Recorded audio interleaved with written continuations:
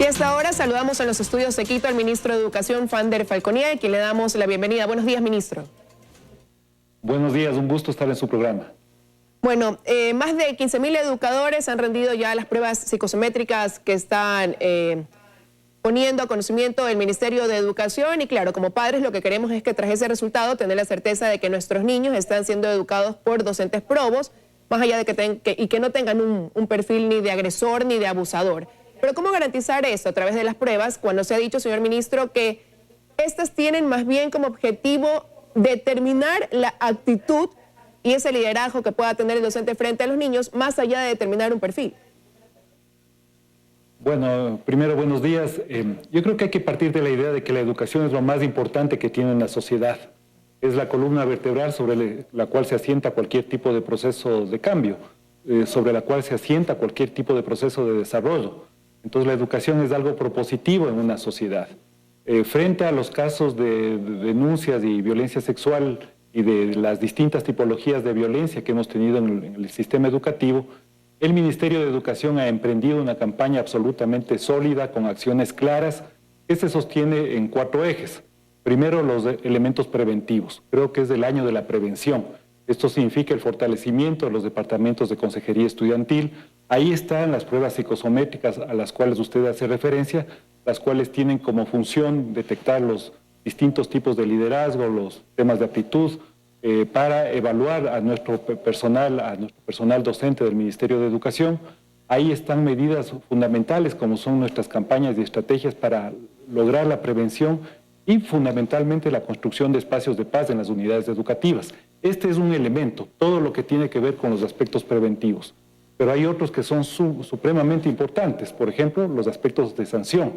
Hay 2 elementos en la sanción tanto en el ámbito administrativo como en el ámbito penal. Esto es otro aspecto esencial de los aspectos que involucran una política de cero tolerancia frente a las distintas tipologías de violencia. Ahora, dentro de esta parte de la prevención, ¿se está considerando, sobre todo en este tema de las evaluaciones psicosométricas, se está considerando a toda la red de docentes del país? Bueno, primero una precisión del dato. En este momento hemos evaluado ya a más de 31.000 docentes. Esto es un dato muy importante. Gracias. Y efectivamente la idea es evaluar a todo el personal docente del ministerio, es decir, a todos los personales docentes, profesores y profesoras que componen el magisterio ecuatoriano. Y ante eso hay una preocupación y me gustaría que escuchemos a la presidenta de la Unión Nacional de Educadores, ministro. Claro. Nosotros denunciamos que de los 63.999 docentes que han sido convocados, lamentablemente los dirigentes de la red de maestros no lo han sido. Tenemos 22.000 empleados del Ministerio de Educación que no han sido tampoco convocados a estas pruebas de personalidad. ¿Qué está pasando ahí, ministro? Porque habla de 22.000 maestros, 22.000 docentes que no han sido convocados. ¿Cuál sería la explicación a esta denuncia?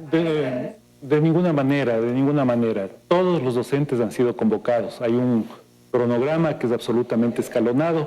Esto se ha cumplido con absoluta normalidad. Y aquellos docentes que incluso no pudieron dar por cualquier motivo que tiene que ser evidentemente plenamente justificado, tienen que rendir esa prueba que es obligatoria para todo el magisterio. Y a la vez hago un llamado para indicar que esta prueba debe ser tomada también en los planteles particulares, fiscomisionales y municipales del país. La idea es que tengamos una línea de base para todo el magisterio como una medida preventiva. Yo le señalaba a Liz anteriormente que hay 2 elementos también sumamente importantes en la estrategia de prevención y para atacar todas las tipologías de violencia. Indudablemente ahí están los aspectos de restauración, es decir, nosotros debemos estar siempre al lado de las víctimas. Lo que nos interesa a nosotros fundamentalmente es actuar a favor de las víctimas y sus familias. Esto significa darles el debido acompañamiento psicológico, restituirles en lo posible los aspectos de derecho, fundamentalmente aquel derecho fundamental que es la continuación de su estudio. Y un último elemento que también es importante tiene que ver con la transparencia en información. Justamente lo que estamos haciendo en este momento es un acto de transparencia en información, porque a través del conocimiento de las distintas tipologías, nosotros podemos generar políticas mucho más eficientes para combatir estos flagelos. Ahora, si bien usted heredó este problema de su antecesor, lo cierto es que hay 3.300 denuncias de violencia sexual en planteles entre el 2014 y mayo del 2018. Con usted ya al frente a esta cartera de estados, pues se han ido sumando casos. Y usted habla de la necesidad de transparentar esa información, y el fiscal Paul Pérez estuvo hace unos días ante la Comisión AMPETRA y él ahí dijo y enfatizó que existe todavía una desarticulación de la información entre el Ministerio de Educación y la Fiscalía. ¿Qué está fallando ahí, ministro? Bueno, puede haber distintas desarticulaciones aún en los aspectos de información y cada uno en sus debidas responsabilidades. En el caso del Ministerio de Educación, nosotros hemos levantado, yo diría que con una minuciosidad bastante fuerte, todos los expedientes alrededor de las tipologías de violencia sexual. Tan es así que hemos ido a dejar 385 expedientes en la Fiscalía General del Estado en este momento. Eso ha significado levantar toda una información, porque muchos de estos casos, muchos de estos delitos habían sido archivados o habían tenido penas absolutamente mínimas en relación a la magnitud del delito. Estamos hablando de violencia sexual, estamos hablando de actos que están tipificados como delitos en el Código Orgánico Integral Penal. Y muchos de estos casos habían sido netamente archivados. Nosotros hemos levantado, hemos recogido, hemos llevado estos casos a la Fiscalía y en este momento el fiscal tiene. Quiero hacer otro anuncio también al país.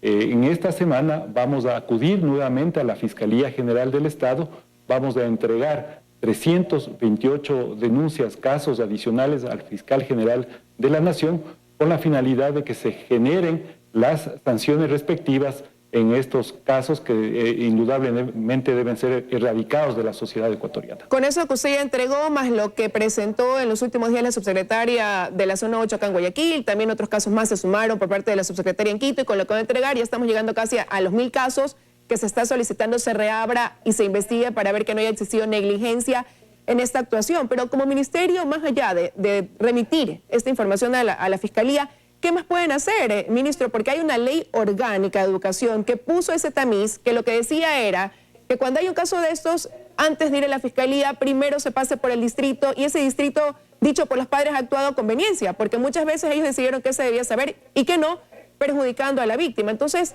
¿qué hacer también para, de alguna manera, eliminar esto que se convirtió en un blindaje en muchos de los casos para el agresor? Y yo les señalaba que hay 4 elementos fuertes en la estrategia. La estrategia que tiene como misión la cero tolerancia y evitar la impunidad frente a este tipo de casos. La una es la transparencia de la información, la otra, la que más nos interesa, es estar al lado de la víctima, que se descubra la verdad. Un tercer elemento tiene que ver indudablemente con la entrega oportuna de información, pero fundamentalmente la sanción. La sanción va en los 2 niveles, en el ámbito administrativo y en el ámbito penal.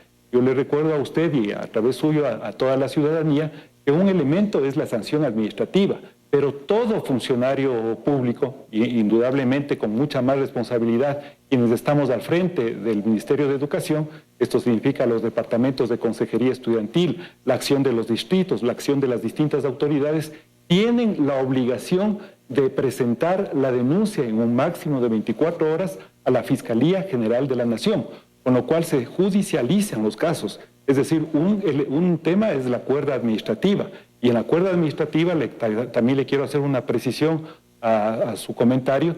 Nosotros hemos agilitado todos los protocolos de actuación para volverlos mucho más expeditos. Aquí ya no hay impunidad. Es muy importante que nosotros terminemos con esta impunidad y transparentemos y fundamentalmente logremos la cuarta medida, que es para mí una de las más importantes en este año, que son los aspectos preventivos. Cómo trabajar para que nuestras unidades educativas se conviertan en sitios de paz. Cómo generar... ¿Y el personal de las unidades educativas está, ministro, capacitado para manejar estos casos? Porque lo que suele suceder también es que los denominados DS, estos departamentos de orientación, se cae en la revictimización de consejería estudiantil, se cae en la revictimización de la víctima, porque se le pregunta una y otra vez, se consulta a los padres, se consulta a los amigos y nuevamente se regresa a la víctima. Dicho esto por los padres. Creo que es importante actualizarnos en lo que ha hecho el Ministerio de Educación. Nosotros no solo hemos remozado todos los protocolos de actuación, lo cual nos vuelve la acción mucho más expedita. Es decir, apenas tenemos un caso, una denuncia, nosotros actuamos inmediatamente retirando al docente del sistema educativo, generando la denuncia y generando la respectiva sanción. Ese es un elemento, pero el otro punto de acción es que cada vez tenemos un personal mucho más capacitado, un personal que enfrenta de mejor manera la situación, y por eso hay una valoración de la sociedad sobre el trabajo que ha hecho el Ministerio de Educación para enfrentar los ámbitos de violencia. Creo que al final de cuentas también hay una corresponsabilidad de la sociedad. Finalmente, el sistema educativo es un espejo que retrata lo que ocurre en la sociedad.